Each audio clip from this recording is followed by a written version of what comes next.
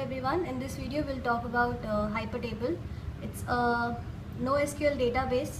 Hypertable is a scalable NoSQL database modeled after Bigtable, Google's scalable database. It is open source and freely available to anyone who wants to use it. It is implemented in C++ for optimal performance. Hypertable can deliver database capacity on a fraction of the hardware as compared to competing implementations. This means Hypertable can be run with less equipment, less power consumption and less data center real estate, which translates to low cost. Hypertable has been successfully deployed in a wide array of sectors including automotive, engineering, biotechnology, financial and internet. So we'll get into, we'll see the system components. The system components we have four. Basically we have four, that is master, DFS broker, hyperspace and brain server. So hyperspace, this is Hypertable's equivalent to Google's Chubby service. Hyperspace is a highly available log manager and provides a file system for storing small amounts of metadata. Exclusive or sharded logs may be obtained on any created file or directory. High availability is achieved by running in distributed configuration with replicas running on different physical machines. Consistency is achieved through a distributed consistence protocol. Master handles all the meta operations such as creating and deleting tables. Client data does not move through the master, so master can be down for short periods of time without clients being aware. Master is also responsible for detecting range server failures and reassigning ranges. And range server is responsible for managing ranges of table data, handling all reading and writing of data. They can manage up to potentially thousands of ranges and are agnostic to the set of ranges that they manage or the tables of which they are part.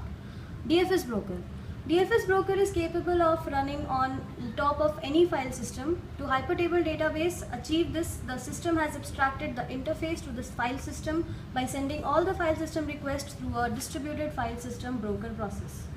So database data representation is Hypertable. Actually, Hypertable comes under the column identifier database, NoSQL database.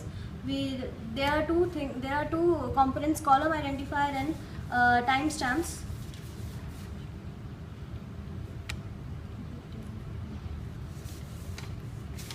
Column stamp and timestamp. This is range server. This is range server query handling. Range server query handling, as we can see in the diagram, there are four steps: step 1, step 2, step 3 and step 4. So step 1 is the commit log. Inserts are appended to the commit log, which resides in the distributed file system, and followed by a sync operation that tells the file system to persist any buffered writes to disk. If multiple inserts request are pending or a group commit interval is configured for a table, then the sync operation is performed after multiple commit log appends to improve throughput. Step 2, add to map. The inserts are added to the in-memory cell cache. Step 3 is acknowledgement. Acknowledgement is sent back to the application.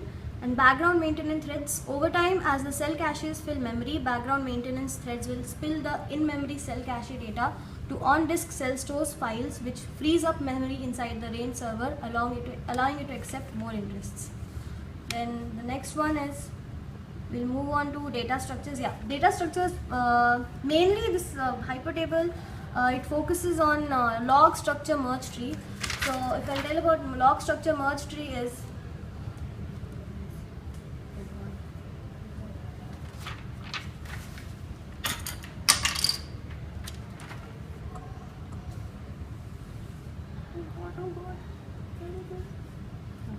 log structure merge tree.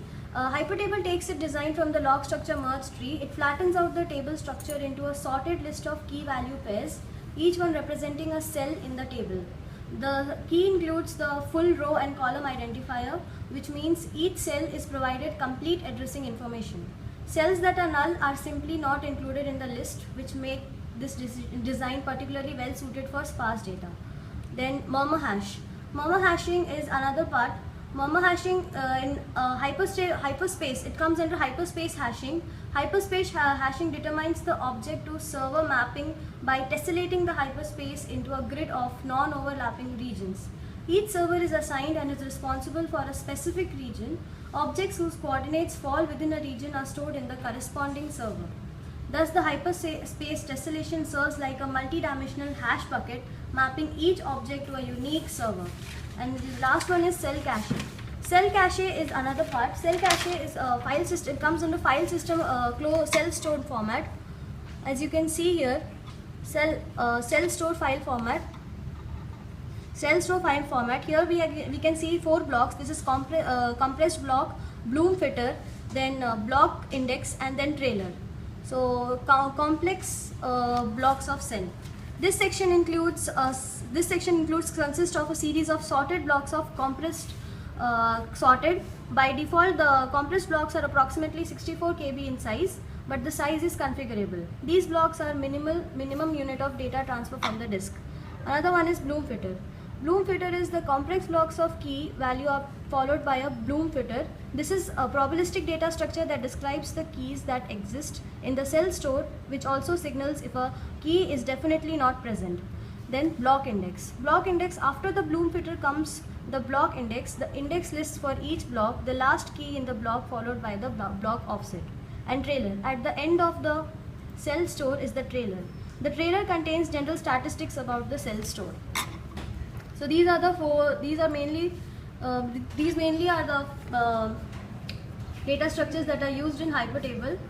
So in this video I have only focused mainly on data structures, that is murmur hash, log structure, merge tree, and cell cache. Mainly on system components, that is master, DFS broker, hyperspace, and range server. And finally, there are many files included in Hypertable source code, and this is the main file of range server. Since the image is not visible, so we are very sorry for that. Thank you for all the viewers for watching this video.